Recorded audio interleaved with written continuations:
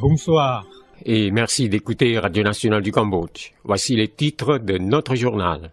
Le Cambodge ne devra pas échanger son indépendance et sa souveraineté contre telle ou telle chose. Rencontre entre le ministre cambodgien des Affaires étrangères et de la coopération internationale et le nouvel ambassadeur italien au Cambodge.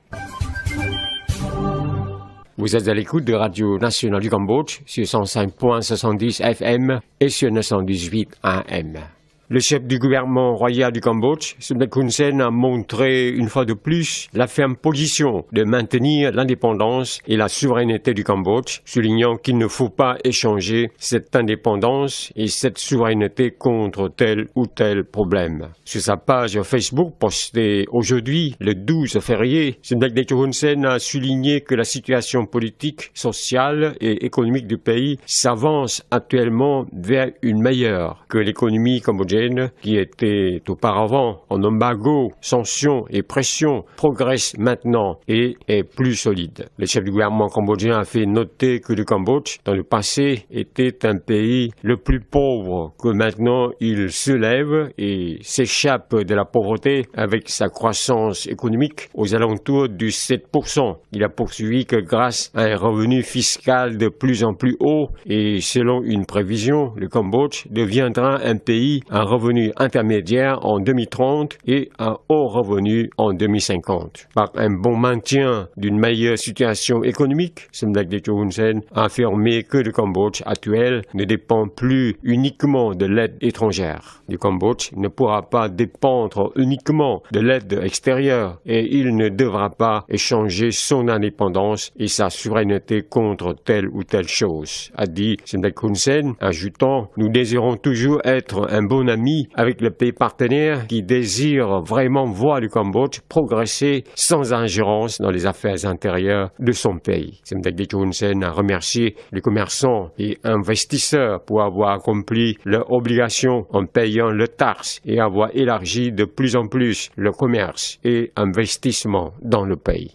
Le vice-premier ministre et ministre des Affaires étrangères et de la coopération internationale du Cambodge, Prasoe Khon, souhaite une coopération avec le gouvernement italien pour résoudre des problèmes des deux pays, ce qui a été accueilli par le diplomate italien. Selon Khet Sawphan, porte-parole du ministère cambodgien des Affaires étrangères et de la coopération internationale, lors d'une rencontre entre Prasoe Khon et Lorenzo Galanti, nouvel ambassadeur d'Italie au Cambodge, le 11 février à Phnom Penh, le chef de la diplomatie cambodgienne a proposé une coopération entre les deux pays concernant la politique pour s'en servir de mécanismes de consultation entre les ministères des Affaires étrangères des deux pays. Par ce mécanisme, les deux parties pourront se discuter régulièrement pour définir un problème existant entre les deux pays, a dit le porte-parole. M. Prasoe Khon a aussi soulevé le problème des EBA, toutes les choses sauf les armes, de l'Union européenne et parlé de la politique après l'élection au Cambodge qui, selon lui, se déroulait bien sans acte de violence et des efforts pour prendre des mesures, y compris